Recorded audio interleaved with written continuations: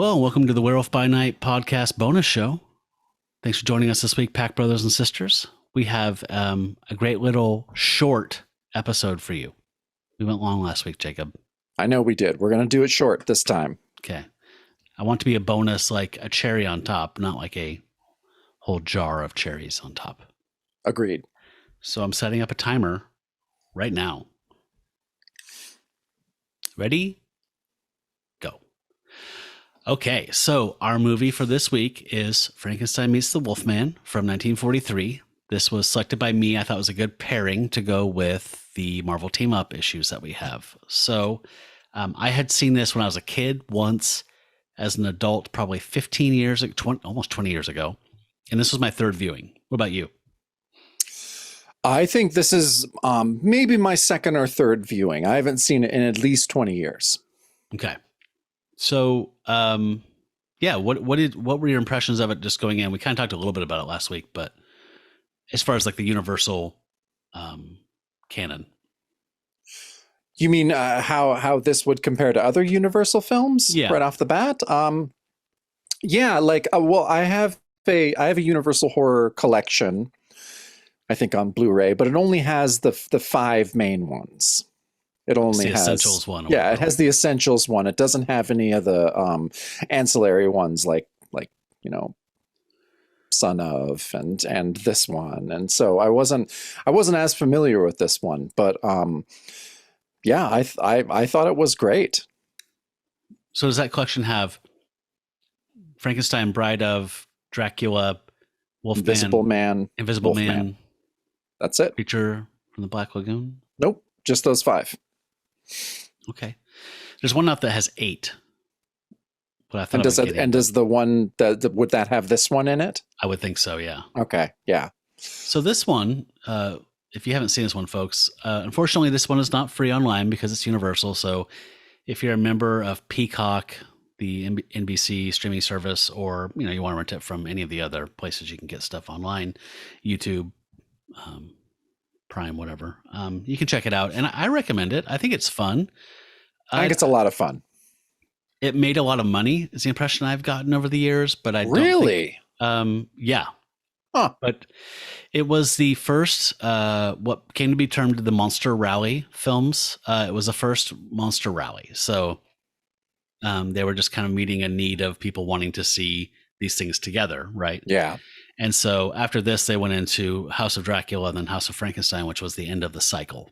And so that's where you get a bunch of them all together. And then you get Abbott and Costello meet, it gets a little goofy after that. But it's pretty goofy. Yeah, but this one was written by Kurt Siodmak, who wrote the Wolfman script. So he's a guy that whenever I see his name, I generally enjoy the film that he's written. So the impression I get from kind of reading through the Wikipedia page and IMDb and stuff is that he wrote the script and then it kind of went through some revisions, studio stuff. Like, so it kind of makes sense. And it kind of feels like that. Yeah. So I don't know how you want to approach this one because it's, it's Universal and it's the Frankenstein monster. This is the fourth appearance of Frankenstein on the big screen. So there was the 2 James Whale films, Frankenstein, Bride of, and then Son of, right? Son of, I think. No, it follows the Ghost of Frankenstein. Oh, okay. And so, yeah. And in Ghost of Frankenstein, the creature was played by Lon Chaney. So there's a very incestuous relationship between these kind of the stable of actors that Universal was cashing in on that people liked as horror people. And the original premise of this or the production plan was to have Lon Chaney Jr. play both parts. Yeah, I read that. That would have been interesting, but he does not. We get someone totally different playing, well, not different from the Universal stable, but we get Bela Lugosi as Frankenstein's monster this time. And did you read that? So as you watch this, Lugosi has no lines, and it's just, he barely even any ers or anything. Yeah. Like there's just not a whole lot of anything. I guess that was. Did you read that in the preview prints of this movie, the monster spoke and did all this stuff, and the story goes that in preview audiences, when people heard Bela's Hungarian accent as Frankenstein, they laughed. Yes, And the production staff and the pre-screenings were busting up. Yeah. So they just trimmed out all of his dialogue. Yep. There's even one part where you can see his mouth like move and make words, and there's just no sound. So they just cut it all out completely. So you have to wonder if that footage exists, because I would love to see that. I know. I mean, I would assume it would. I don't know. But yeah, you never know with this stuff. But I mean, Bela's not the greatest monster. That is for sure. He's kind of the worst, honestly. But his portrayal became the kind of way that he was portrayed through cartoons and whatever. because I mean Bela was the first one to have the hands totally in front of him, and so that was it's hilarious. It's funny, as bad as Bela is as Frankenstein's monster, I don't think it took away from the film. I still really enjoyed the film. I enjoyed it quite a bit too, and it's an interesting one because part of the criticism of it at the time was that it was just kind of, it had high production value, but the plot wasn't great, and I don't know. I think it's charming. I totally agree. So it starts off with, in the Wolfman, Lon Chaney died at his father's hands, and so we see some grave robbers breaking into the Talbot. As a kid, I always said I always said Talbot, but everyone says Talbot, which seems weird to me. That is weird, but all of my Midwest relatives say Balcom. Oh, I say Balcom, so could be both right. Do you know what my car says when I'm doing hands free and I'm reading text from you? What does it say?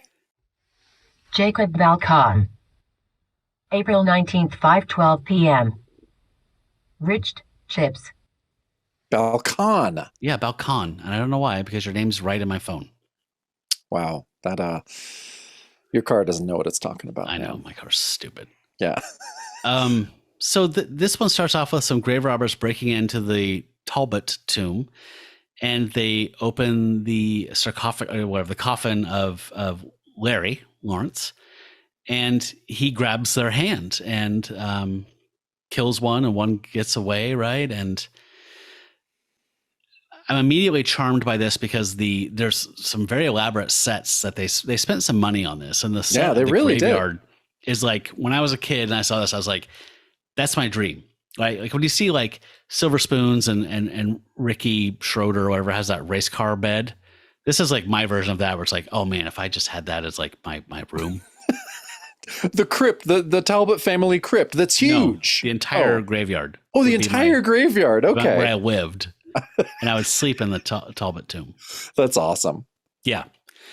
So the monster escapes. We find out very soon that he realizes that he cannot die, even by silver. He is cursed to live eternally and be resurrected, much like the immortal Hulk. And so he is found, assumed to be a drunk by Bobby in Cardiff. Mm-hmm. And he ends up in a hospital, and they think he's a mental patient because he claims to be this dead man. They start kind of checking up on him, and they realize, wait, what the hell? You can't be this guy. And then they open his crypt, and no one's in there. It's just full of dried out wolfsbane. And he starts going on a journey to end his life and find peace.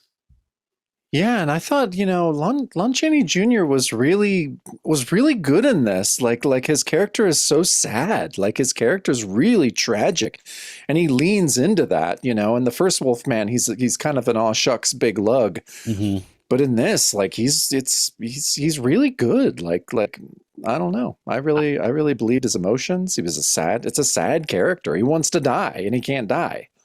Yeah, I feel like there was a critic who said essentially like, this is, as far as the Wolfman part goes, much better than the first film as far as the characterization and performance. And I totally agree. Yeah, he's great. I really liked the doctor who was working with him, Dr. Mannering, who is Patrick Knowles. Mm-hmm. Yeah, he was good. I've seen him in other Universal stuff. That's one of the confusing things about like Like I bought these box sets of DVDs back in the day. Like they put them out in Halloween for like $20, and it would be the entire film catalog of one character. So Renee bought me the Frankenstein one, the Invisible Man one, and the Wolfman one in 2004 or 2005, and I've watched them quite a bit. But yeah, people just switch roles, right? Like so, you're going to talk about Lionel Atwell. Like he'll play half a dozen characters across these films, and sometimes in the same series. Same thing with like Bela and Lon Chaney. Like Glenn Strange will be the Frankenstein monster one thing, and then turn around and he's played by somebody else who was playing opposite him in the previous film. Like it gets a little weird. It's really strange. I can't think of another film series where that happens, but yeah, it's really strange, but sometimes it works, sometimes it doesn't. Yeah.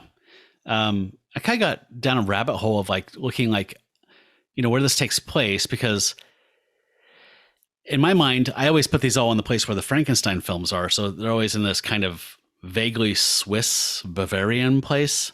And they called out Cardiff, which is in Wales. Yeah.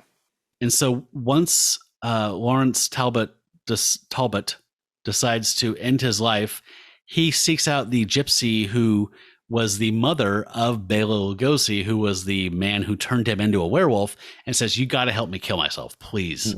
We have to end my suffering. It's your family's fault that I have this curse. You have to help me end it." And they travel to Visaria, which is a recurring setting in the Frankenstein thing. There's like two main. There's a cool website that actually tracks all of these and tracks the sets That's they cool. used. Yeah. But so they apparently just ride a wagon through Switzerland. Yeah, somehow. It's never really quite clear. I love the amorphous. I know. They're just like, stuff. Well, suddenly we're here. It's fine.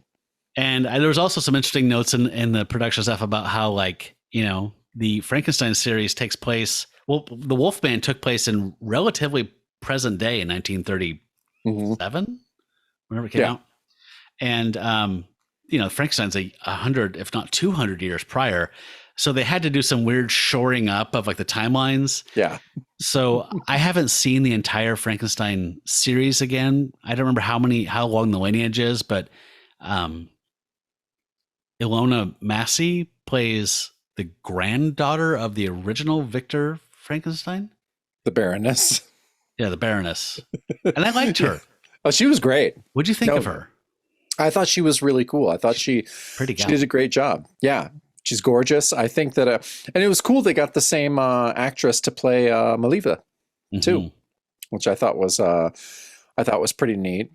And yeah, like you're saying, Lionel Atwell played the mayor of this town, who is kind of the voice of reason. And Lionel Atwell, like you say, is all over these movies, especially after this one. He's actually in quite a few, because he was a really respected actor who was in a lot of cool, like, early horror films in the 30s, like the Vampire Bat, Dr. X. One of my recent favorites I just watched was the Mystery of the Wax Museum, which is so good. And so he was kind of he was a really good bad guy. He was a really good creepy guy. And this film came out in 1943. That was the same year that he had his big sex scandal, where he was convicted of perjury. I think he perjured himself in a separate case that was about these orgies that happened at his house, and I think some other kind of bad stuff happened. I think someone was raped, and there was a trial about it. And so in his testimony in this trial, he perjured himself, because I think they got him on that he was showing pornographic films at this orgy. And that was something that they could prosecute, that he owned these like pornographic films. But then after this whole thing came out, like, he was given 5 years probation, I think. And then after this whole thing came out, the Hayes office basically blacklisted him. So from this year, from 1943 on, he made a lot of B pictures and made a bunch of pictures actually for Poverty Row. So Not surprising, right? Yeah. So, I mean, I think he had 1 or 2 Universal jobs before he died, and he only died a few years after this. And, but yeah, he was embroiled in scandal at this point, but doesn't affect his performance in this. His performance in this is really good. He was super charming and like, in many ways, like kind of like you said, like the moral center of the film. Which is not normally the character he plays. No, like you said, he's usually a heavy or a villain. Yeah, he's a mustache twirling bad guy most of the time. Yeah, and so yeah, it was really cool to actually see him in this, and he does a really great job at it. So there's an interesting sequence. The weird kind of leap that you have to accept is that Maliva, the gypsy woman played by Maria Ospinskaya, her solution to help Talbot end his curse is to find this doctor she's heard about who knows the secrets of life and death, this Dr. Frankenstein. And so again, they travel on a wagon, and she somehow contains, I mean, I don't know how long it would take to ride from Cardiff, Wales to Switzerland or wherever the hell this is supposed to be. But I would think there'd be a couple moons, and somehow it's never really alluded to how she controls them, but her gypsy folk are like, you can't do this. You can't go with this guy. He's going to kill you. And she says, no, it's my responsibility, blah, blah. So they get to this town, and there's the quintessential, the requisite scene where you go into the thing like, hey, where's this place? And like, and everyone's like, you can't, we don't talk about that here. I love the guy that owns the inn or wherever he has a wild handlebar mustache, and he's the wild card who's like, fuck it, he's a vigilante essentially in this film. Yeah. Well, I thought he was part of the police though, also, right? Like I thought he had some kind of official thing, or maybe not. I don't maybe think he's so. Just the crazy wild card, because he is. He's very angry when shit finally goes down. He's just like, we just need to kill all these people. Well, his daughter or the woman that works in his tavern is killed the first night that they're in town when Larry turns into the beast. So he's the one that's walking through town holding her dead body. So he has motivation.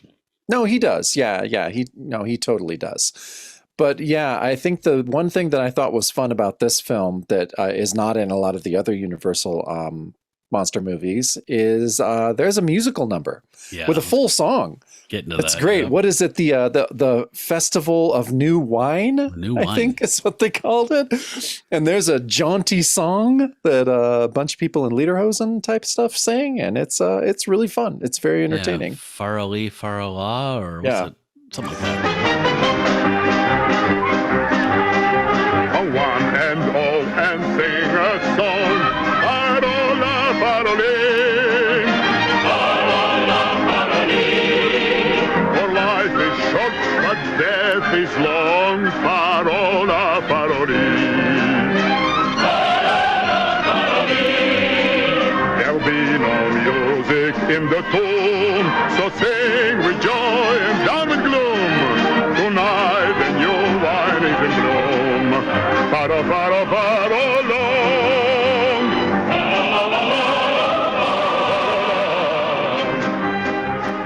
Yeah, no, that was great. And after that scene, I think it's Larry's at this festival as well, and then the monster appears. My favorite part is them like haul assing out of there, and Larry's got the wagon with the cart with all the barrels on it, and Frankenstein's monster is just holding on to the cart, and they just haul ass out of there. I don't know, that made me laugh a lot. He's pushing the barrels down on the people.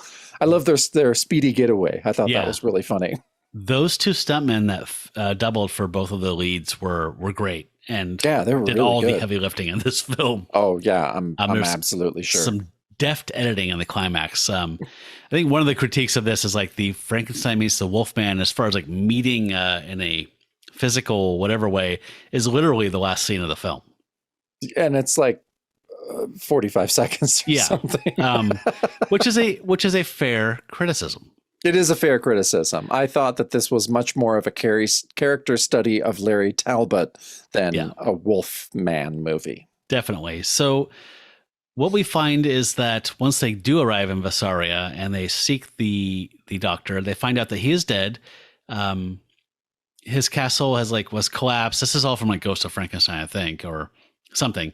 But once Larry turns into the beast and kills that woman from the tavern, I think he's chased into the ruins by the villagers, and he falls through this chasm. It's all like, it's up in the Alps, so it's all snowy and icy. And so he falls down into this like sub basement of the castle that no one can access. And that's when he wanders around and finds the creature ensconced in ice. Yeah, in ice. He picks him out of the ice, which I thought was pretty cool. And he basically tries to use the monster to point him to the doctor's diaries because he wants the secret of life and death. And there's just another ghost right there. Yeah, I know. No, did you see it? No. Okay, well, we're recording. That's good. Okay, that's good. Wait, we're in a new place. New house. New house. It's stuff. It's always just stuff. God, that's weird. Okay. That's when all those go on. No, folks, if you haven't seen, Jacob has ghosty stuff.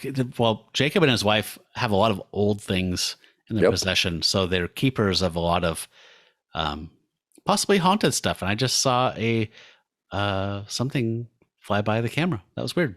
Yep, third time that's happened. Third. Yeah, second time we've got it recorded though.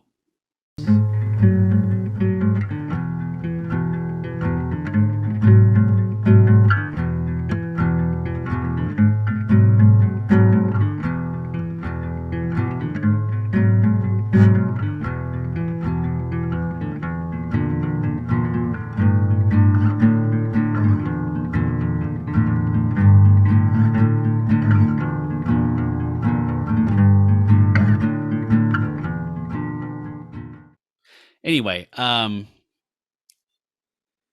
there's some like logic leaps to character arcs and stuff that don't make any sense to me. So, essentially, Dr. Mannering, who wants to help Larry, shows up, meets the Baroness, and he reads through Dr. Frankenstein's diaries and decides, I still don't understand. Like, essentially, it's just like jumper cables on a battery. He just has to reverse poles to leech off the life. And I don't understand, what was his plan for Larry? Was the original plan to take Larry's life force, which is supernatural, he's supernaturally immortal, and put it into the monster? Yes. Then he goes kind of mad briefly because of whatever the Frankenstein thing is. It's just touching all that equipment. It's just, he's a doctor. He starts to touch the equipment. He's like, oh, I feel it now. Like, I get it. I need to see him at full power. Yeah. And so that's what but that was his plan all along, right? Because. Oh, was it? Okay. I love how Maliva's the one that starts like quoting physics. And it's just like, oh, energy cannot be created or destroyed. Which I thought was awesome. But yeah, so his plan was to take the energy out of Larry and put it into Frankenstein, making a super monster. Mm-hmm. So they didn't think that through very, very well at all. And the Baroness realizes this as he's doing it. And it's just like, she finally figures it out. And she's like, oh shit, you're making him stronger. Like, that's not what we want. We actually want to kill this thing. But yeah. But I mean, it feels like the plan they had going into it on the night doesn't even make any sense. Like, no, it doesn't. You're going to leech off Larry's thing to let him die. But what are you going to do with this energy? Because once he gets his hands on the dials, like you're saying, he gets all mad and he's like, I need to see him at full power. Yeah, I'm going to turn this all the way up. And it's like, well, what were you going to do? Yeah, I know. No, yeah, narratively it kind of falls apart at that point, but then it's just fun monster fight and crazy ending, which is really great. Models. Oh, those models were so cool. So the model of ruined Castle Frankenstein is rad, and it's below this huge dam. And so apparently a previous Frankenstein, probably the son of the original doctor, put in these turbines. And so the water comes down. It did before the dam, came through and powered these things to create the monster, whichever iteration of the monster. And this is also the mechanism of their destruction, because the tavern owner, the vigilante guy, says, fuck it, if you guys aren't going to deal with this thing the right way, you know, rakes, pitchforks, torches, this ain't going to do it. We need to burst the dam and drown these things like rats. Yeah. So he brings dynamite up, and we get to see a cool little scene of this happening while these two monsters break free from their bonds, much like in the Marvel team up, and That's right. Start scrapping. Way to bring it around. But I do like that this guy, when he decides to burst the dam, he's also blind drunk. When he decides this too. Like, he's slurring his words in the bar, and they're like, asshole, we're not going to do that. We're not going to kill everybody. And they all just leave him. Mm-hmm. And he's stewing there, but he's still just falling down drunk. And then he ends up getting dynamite and some cable and winds his way up there. And yeah, he does blow the dam, but he does it very drunkenly, which is awesome. But it's like the Hoover Dam, essentially. It is, It's huge. And it's great. And it totally... Like, when the water hits, I'm sure it's their stunt people that are down there fighting, but when the water hits, I'm like, oh my God, they could get hurt. Yeah. I was just like, holy shit. Like, if that could go really wrong, like, it just throws the guy who's the stunt double for Lon Chaney Jr. against this wall, like this massive water. I was like, holy shit. And they were like, oh, we're keeping that in. Oh yeah. But that didn't seem like that was intentional. No, it didn't seem like it was intentional at all. I did really love that number, though. It's awful, the musical number, but it's awful, but really cool. I want the 45. Like, the guy singing it has these like maddened eyes, like he looks insane. He does. Like, he looks like someone that would come up to you on the train or like on the bus and be like, "Have you heard the good word?" Yeah, he totally does. But the lyrics are very conveniently all about, like, death is long. Once you die, you're dead forever. So let's live, right? This is the festival of the new wine. They're casking the new wine and setting it to age. So it's this kind of like life cycle kind of commentary. Mm-hmm. And that's what freaks Larry Talbot out, is he's like, I don't want to live forever. I don't want to live forever. And he just freaks out. He freaks out. It's like shaking the guy that's singing it. It's just like, oh my God. Yeah. Low profile, Larry. Low profile. Yeah. Jesus, dude. Yeah. No, I like that song too. It was terrible and awesome at the same time. So yeah, I mean, it's little touches like that. You get a song, you get some real, emotive work from Lon Chaney Jr. On his character. His character is very tragic. Bela as the monster is not great, but it's pretty hilarious. No, I loved Harpo's harp solo in the middle of the number. That was great. Yeah, but on the whole, I would definitely recommend this movie. It was a lot of fun, and I'm glad I have it now. I'm sure I'll rewatch that at some point. Yeah, I'm a huge fan of this one. It's charming. It has some high production value in the models and some of the sets and the set pieces. Some of it doesn't make sense, but that's, again, probably passing through like 6 people's hands, editing the script and doing this, that, and the other. No, and again, it's not cutting out the creature's dialogue in the last stages. Yeah, no, this isn't Bride of Frankenstein. It's not high art, but it's not a James Whale production, but it's still really charming, really entertaining, and I think it's a worthy addition to the Universal canon. I wish this was in my Universal box set. It should have been. Yeah, I think I'm gonna save up in spring for the Blu-ray, the complete Blu-ray Universal Monster thing, which is not cheap, but that's not cheap. Like $165 or something like that. Jesus. But, yeah, I know. All right. But I feel like, I don't know. I feel like the Frankenstein series obviously had the most entries, but the 2 James Whale films, this one, Ghost of and Son of, I feel like are pretty forgettable. Yeah, that's what I remember. I remember that I don't remember them. Yep. But then you get House of Frankenstein at the end, which has everybody in it, except for the mummy. Like, it's great stuff. And I have never seen House of Dracula. Have you? No. Apparently, that's the one that comes before House of Frankenstein. So, there's some Universal gold out there just waiting for me to see it. Yep. Better get that set. So cool. Yeah. I don't know. Rent it. Maybe buy it if you like old black and white monster movies with these guys in them, you would probably dig it. I think so. Yeah, I'd highly recommend it. Cool. All right. Well, do you want to declare what the next film is? Yeah, I think I like the precedent that you've set in scheduling a lot of these, how we do an old one and then we do a newer one. And so I think the one that we're going to do next is a movie called Jack and Diane. It's from 2012, I Yeah. think. And yeah, it has some recognizable actors, modern monster movie that looked kind of interesting. I don't think either of us know much about it. I don't know much about it. I remember when it came out, and I know that it has Juno Temple. Is Yep, that her has name? Juno Temple. So I first saw her in the Office holiday special Hmm. in 2004, and then I fell in love with her in Ted Lasso. She's so good in that. Oh yeah, I mean she's great. Yeah. So she's super charming, and I forget Riley Keough. I don't know how you say her name. Hmm. Is the other star, but she was in a film I saw recently called The Lodge, which was kind of a creepy indie horror movie. She's like an indie darling as well. So Yeah. big. This was a thing that had a kind of a festival buzz back in 2012. Yeah, it looked cool. So I think that's what we're gonna watch.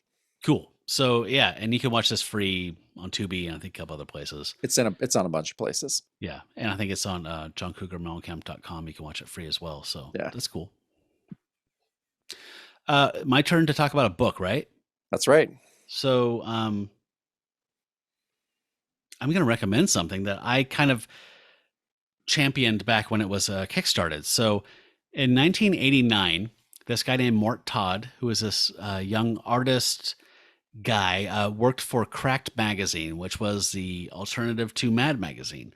And Cracked had this history of doing these like monster send up things. So they would have an annual special that was like spoofing whatever the current, Freddy movie was or whatever. And like, the Cracked Monster Party, I think was what it was called. And these were hugely popular, I guess, sales wise. And he got the idea to let's I love the old Warren, the old Skywald, Charlton, everything else. Let's try something new. And he kind of went behind all of his superiors' backs and just reached out to people and spearheaded this thing as the editor of Cracked and did this magazine called Monsters Attack. And he went literally he got his own UPC code. He went to the distributors. He did everything without getting permission from anyone. And the first issue hit the stands before his bosses knew anything about it. And they were going to fire him. And then they saw the sales come in and said, "You're fucking lucky. You get to keep your job, but you should not be keeping this job." And so he worked with, so I'll show some pictures here, but his talent was insane. First of all, this was a very troubled Kickstarter.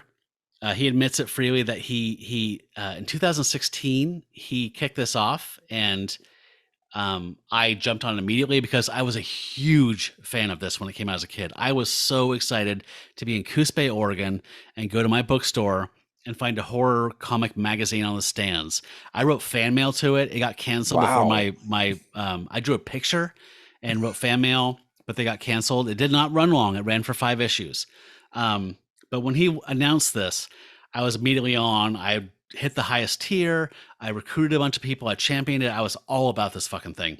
And I even helped him. I volunteered and said, how can I do anything to make this great? And he talked with his art director, Cliff Mott, and they recorded a 2-3 hour interview of them just talking on computer, like Skype, about memories and reminiscing. And I was like, I will transcribe it. If you guys are going to use any of this, I will transcribe the entire 3 hours. And I did. And I'm not a typist. I never took a typing class.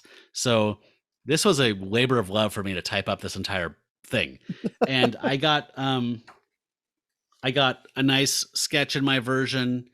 That's so cool. From him, and a book plate. And I also got, which is really nice, I got the softcover double edition and this hardcover single edition. And I mentioned here, I got special thanks a couple times. Damn. He used my transcription throughout this to do the notes. But the cool thing about this whole project is it's Monster Comics in 1989 and 1990. and his talent that he tapped into is amazing. So you're talking John Arcudi, Pat Boyette, Nicola Cudi, Steve Ditko, Mort himself. Sorry, this guy named Rurik Tyler, who is amazing. A ton of guys that he took from Cracked on other stuff. Gene Colan, Gray Morrow, Holy shit. John Severin, Alex Toth. It's just Jesus. a ridiculous just wealth of amazing stuff.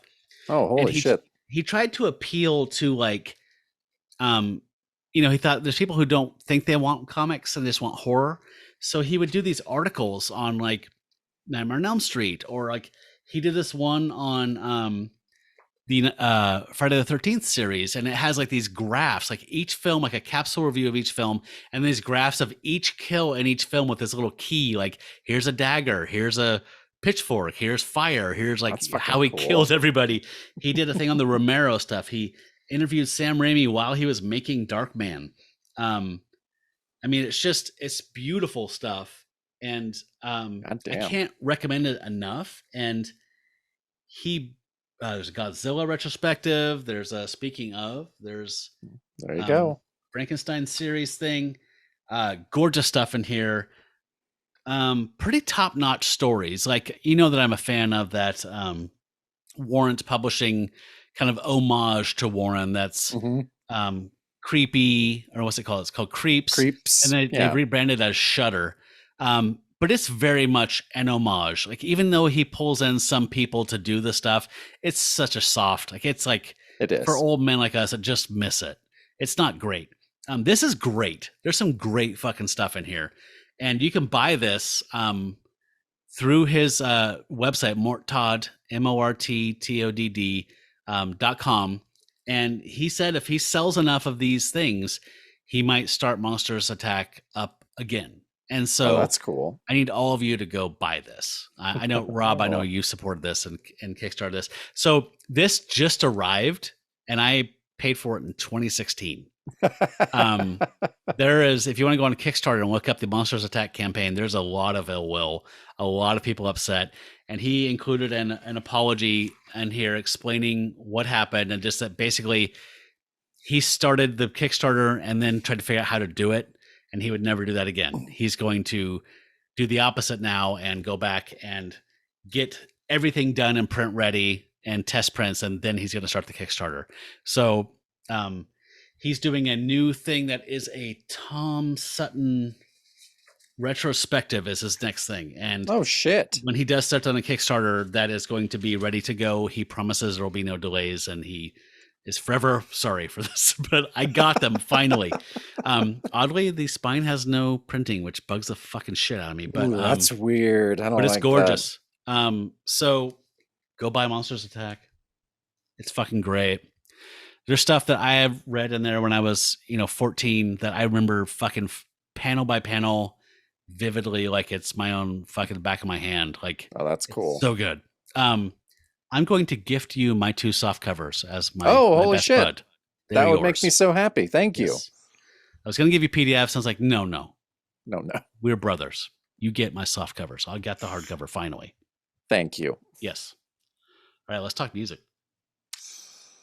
All right. So this is a big one for me. It's one of my all-time favorite records. It's a record I've gotten a lot of shit for recommending to people. It's something that I feel like my wife and I understand and no one else understands. But I'm going to go out on a limb yet again and have my cred destroyed by recommending an album by Noel Harrison called Collage. Now, okay, so I first got into this. I don't know if you remember, Matt. You remember the Rhino Records compilation, Golden Throats? Yeah. It was really famous. The first one came out in the 80s. It was like a compilation of the worst songs that celebrities had sang. So it's a bunch of awful songs like I don't know, Mae West singing "Twist and Shout," or I like Joel Grey singing "White Room." That one makes me laugh the most. Nimoy's Proud Mary, I think, is on there. Yeah, Nimoy's Proud Mary. So buried in between Shatner singing "Lucy in the Sky with Diamonds" and I think it's Frankie Randall singing "I Can See for Miles," is Noel Harrison covering A Wider Shade of Pale.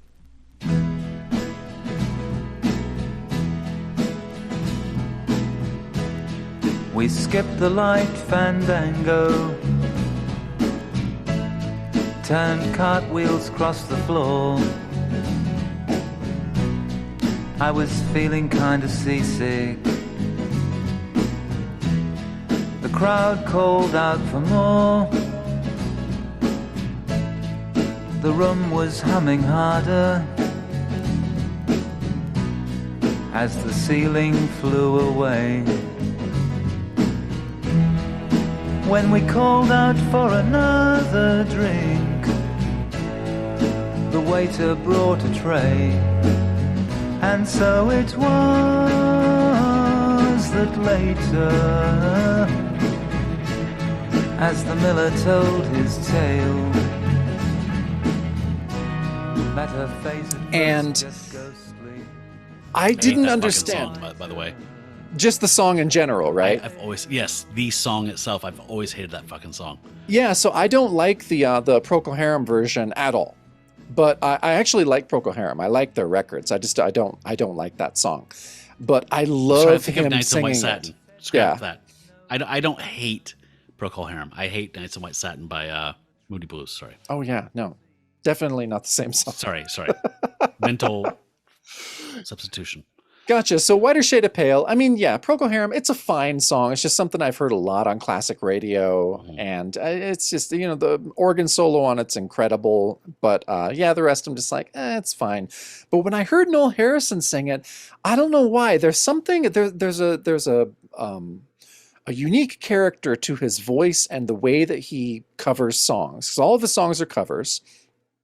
And he does it in such a off the cuff, like childlike, innocent way, just like it's your 7-year-old nephew like singing the song, and you're like, oh, that's kind of sweet, And a lot of people say that his version of this is flat and uninspired and boring, and I think the opposite. I love it. So quickly, Noel Harrison was the son of actor Rex Harrison. And he grew up. I mean, Rex Harrison had like 7 wives or something. So I think that it was one of his earlier wives. I don't actually think that he grew up super rich, but he grew up kind of privileged. He was an Olympic skier. He got really into skiing as a teenager and was on the British Olympic ski team. But then started to learn how to play guitar and really wanted to be a musician. So he's acting at the same time that he's doing all this, but music has always been his main thing. Noel, yes. did some acting. Yeah, Noel did some acting, some little things, some theater. I think one of the biggest roles he had was with I can't remember what it was. It was the girl from Uncle, which was a spin-off. And it was with it starred the Stephanie Power. Yeah. And so he had other little he had other little acting things, but he's most well known for singing the theme song to the Thomas Crown Affair called The Windmills of Your Mind. Goddamn right.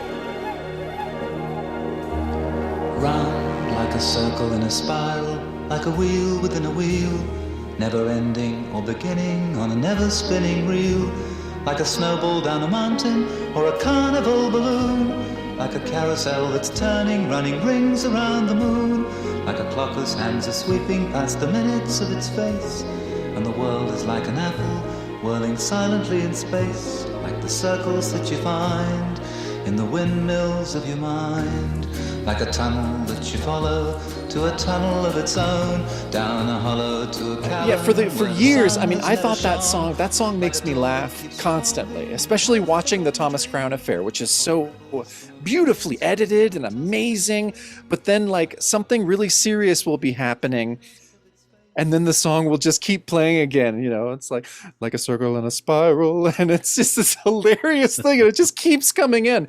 You know who fucking edited that movie? Hal Ashby. Really? Yeah. Wow. So I'm pretty sure he's responsible for how many times that song is played in a film. Yeah, It's Hal Ashby. omnipresent. It is. Hal Ashby, director of Harold and Maude and The Last Detail, which I just watched recently, and is Oh God, I love God that. damn it, it's a good movie. So good. But yeah, so he's most well known for that. So he won the Oscar for that. And weirdly enough, his dad won the Oscar just the year before for one of those fucking Dr. Dolittle songs, like I Can Talk to the Animals, I think, Yeah. or something like that. So He yeah, won, he won and an Oscar for Windmills of My Mind. yeah, that won the Oscar for the best song that year. I think I forgot that. Yeah. So yeah, people know him mainly from that, but he made, I think, 3, maybe 4 solo records in the 60s. This is his second one. It's called Collage, and it's my favorite. It has it's all a bunch of cover songs, a bunch of 60s cover songs. And so yeah, once I kind of fell in love with his version of Whiter Shade of Pale, I bought this record and I just fucking adore it. Which But year did it's- this come out? This came out either in 67 or 68. Oh, okay. I think 67. I actually think it's pretty early. His first one came out in 66. And yeah, I've played this record. I've played Collage out a bunch in different sets, and especially his version of Leonard Cohen's Suzanne. Suzanne's great. Oh, it's so good. And I've played that out before, and it's made people irate. Because, I mean, I love Leonard Cohen. I have a ton of respect for Leonard Cohen, and I love Suzanne. Like, I think, Nina Simone does an amazing version of it, but it's an incredible song. I honestly think it's the greatest lyrics about Jesus that have ever been written. Yeah. I think that's don't, fair. I don't think anyone's ever going to top that. Suzanne takes you down to her place near the river. You can hear the boats go by. You can stay the night beside her, and you know that she's half crazy, but that's why you want to be there. And she feeds you tea and oranges that come all the way from China. And just when you mean to tell her that you have no love to give her, then she gets you on her wavelength, and she lets the river answer that you've always been her lover. And you want to travel with her, and you want to travel blind, and you know that she can trust you, 'cause you've touched her perfect body with your mind.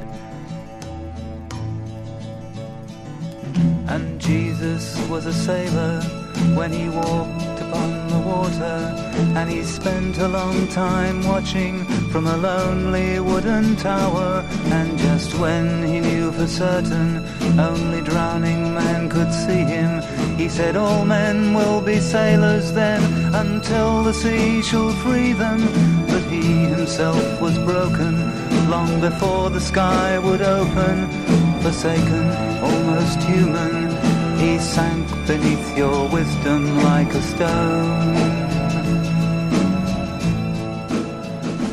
And you want to But travel with so he him, puts this kind of, like, he sings it pretty straight at first, and then the drums kick in, and it's this kind of like 60s dance beat to it while he's singing.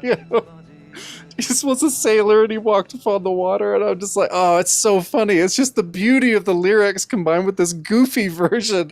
I love it. I have it on 45. I have multiple copies of this record. I have like I went full crazy for this album about 10 years ago. And I remember our friend Joe was just like, oh, okay, you do this. Like, you really get into a record that no one knows, and then like 4 years later, everyone wants it. Yeah. That has That's not true. happened. Yeah. Not with this one. No. Not with this one, but historically. So yeah, Yes. I kind of have this thing. I find stuff out, and then it eventually becomes big. But any cred that I have Malcolm earned, effect. yeah, any cred that I have earned through that has been ruined by me recommending this record to people. Do not change course, my friend. No, I'm not going to. I'm staying. Stay the course. No, I'm totally staying the course with Noel Harrison. I'll die on this hill happily. Who Because produced this album? No one that I really knew, but it was made in LA. I'm pretty sure there are Wrecking Crew people on it. Okay. You can't Um, find this on Discogs, like a personnel thing? Yeah, I mean, not an actual personnel thing. It says the producer on there. I can't remember what his name is, but yeah, there's not a lot out there about this record. There's really nothing out there about it. Because aren't the Wrecking Crew all like, don't they have to log all their sessions? Like, isn't that kind of thing? Or were they all just like, They do, but I mean, they played on thousands of songs, so like, yeah, who knows? But the people that play on it are really good. Noel Harrison actually plays guitar on every track, and there's a song at the very end where he does a version of Strawberry Fields Forever, and it's just him on the guitar.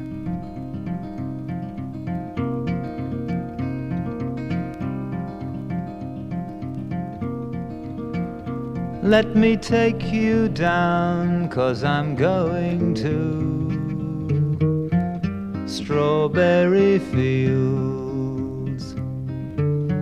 Nothing is real and nothing to get hung about. I know you're not a super fan of it, but I love it. I think it's amazing. He does a couple Beatles songs. He does When I'm 64 and Strawberry Fields. and Lucy in the Sky? Oh, and Lucy in the Sky with Diamonds. That's right. I listened to this while I was cleaning before we started the show tonight. So, So you said you had problems with one track. yeah, I do. Okay, give it to me. Let's which ones are we playing though? Like, what would you send me to include in this show? Well, definitely Suzanne. Suzanne, obviously. For sure. I think I sent Strawberry Fields, and maybe there was a song called The Sign of the Queen that has a bunch of sitar on it. It was actually written by the guys that went on to be Brewer and Shipley. Oh, really? And Renee loves them.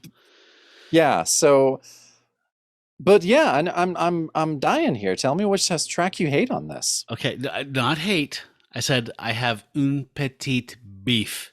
Okay. I Fair. have a small beef.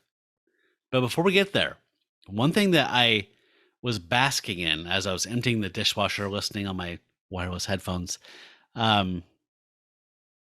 his Dylan cover on here is unparalleled. Like it's the arrangements. I want to know who arranged it was part of my thing. It was like it's arranged like someone did the backing tracks for Louis Armstrong to do what is it? I forgot what song it is. Oh, you mean on Like Just a Like a Woman? Woman? Yeah, Just Yeah. Like a Woman. Just yeah. like a woman. Like it's arranged for Louis Armstrong to do, or like it's like it's you know It's like a banjo Dixieland and this arrangement. raggy, weird arrangement. It's like God, you so don't get it that it like we've talked about this a lot. Like it's so squarely done that it's fucking hip, right? Yeah, so well that literally is his whole thing. And that's what I think he does so successfully, probably not even meaning to. I honestly think he just genuinely did everything very earnestly. And I think it comes across, and that's why I love it, is that it's so corny. Oh yeah. Even though the corniness sometimes fits, like with When I'm 64, it literally is a tack piano, a tuba, and something. There's like, and that's all you need, and it's so good. That's the song, though, right? That's the whole song, and he embraces. Diamond sucks. Oh, it's not great. No, It stinks. But here's my beef. Okay. Okay. We're talking about square stuff that we think is fucking rad. Which you and I love way more than most people do. And you know, I've been very clear about this. I'm a huge Herman's Hermits guy. Mm-hmm. Me too. So I think that they're, you know, if you're a person listening and you think, oh, Herman's Hermits, that's I'm Henry VIII and Mrs. Brown, you've got a lovely daughter. That's their early stuff where they're doing music hall novelty songs. Yes. So I encourage you to step outside of that and check out like, there's a Kind of Hush Over the World. That album's brilliant. Mm-hmm. They did this out. Their last album is like 68. It's called Blaze. And there's very few covers on it. They were kind of just stepping gently into psychedelia. But I fucking love that record. And it opens with Donovan's Museum. And Noel Harrison does Museum on this album. And it fucking pisses me off because it makes Herman's Hermits sound like Lou Reed. But my issue with it mostly is he fucks up a lyric, and I love Museum. I love Donovan's version from Mellow Yellow, and I love Herman's Hermits from Blaze, but he fucks up a lyric, and it drives me fucking nuts every time. He says, "Meet me on the way to the Natural History Museum." The line is, "Meet me under the whale at the Natural History Museum." Yes. Which makes the fucking song weirder. It does make it weirder. Donovan's song is so fucking weird. It is literally I think Donovan like basically staying up all night long, tripping balls, taking speed, smoking, drinking wine with like a bunch of people. He connects with some lady, Mhm. and then they kind of split up as like the dawn rises. Mhm. And the song starts with him like drinking wine for breakfast and like just sitting and watching the sun come up and looking forward to this plan he made with this trippy hippie girl to meet at the Natural History Museum under the whale. There's a Oh, no, whale that's- suspended from a ceiling. very That's where we're cool. going to meet at 10 when the museum opens. Mhm. And he's super excited for that. He's looking forward to it because they connected through acid or whatever the fuck they were smoking hash. Yeah. And he fucks the lyric up. It drives He me does fuck the crazy. lyric up. I do like that track though. I like the danciness of it. I Yeah. like the sitar. I like the sitar is huge on this record, and I Yeah. think it's so great. I don't know. I mean, I'm always gonna love it. I'll be buried on this hill. And I know that you get it and Alicia gets it. I honestly don't think I've recruited one person to like this record. Not one. I thought as I was listening to it tonight, I should probably pick this up if I can find it clean, near mint for under $10. You can definitely find it clean, near mint, under $10 on Discogs. 100%. But it's not like it's not Harper's Bazaar. It's not like I'm not like tromping down the bushes for it or anything. It's just kind of like I wouldn't mind having this. There's that Dylan cover to me is my favorite. That and Suzanne are my Mhm. favorite cuts on this thing.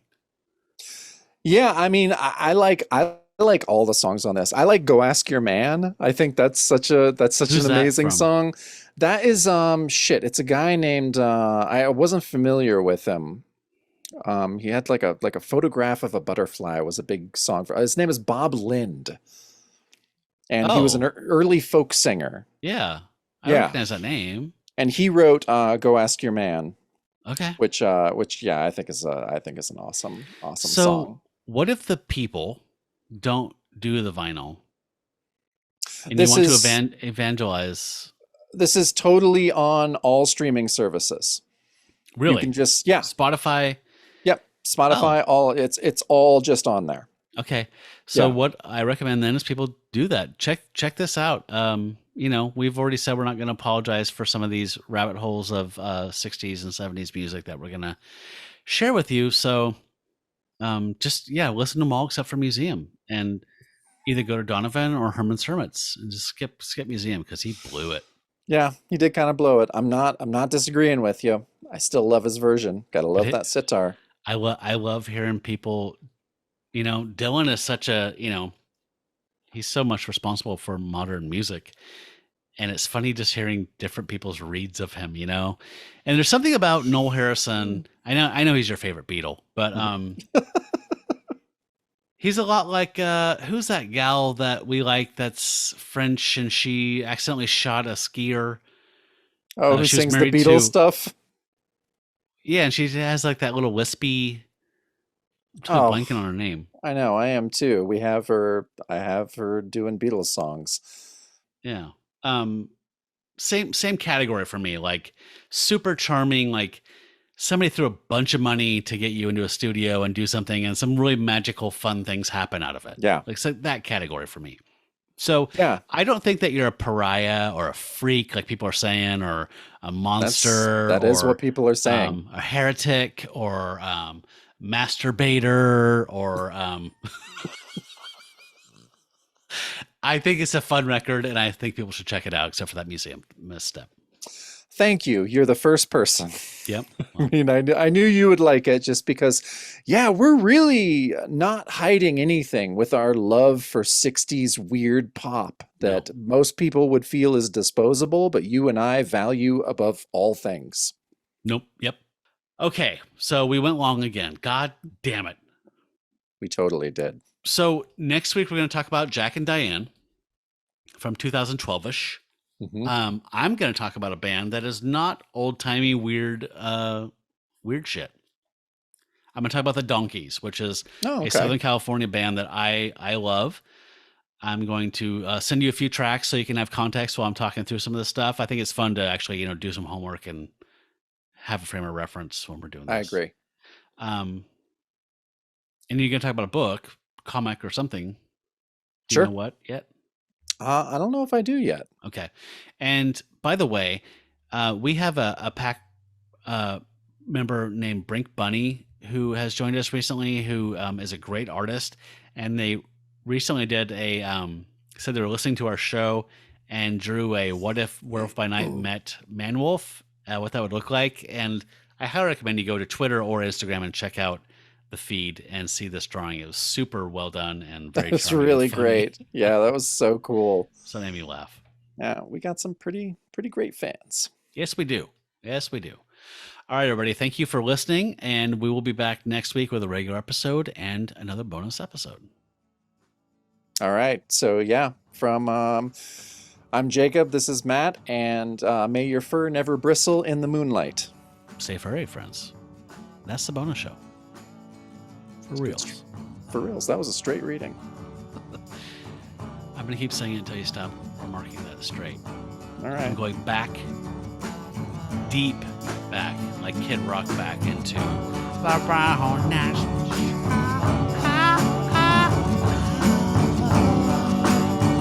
So should I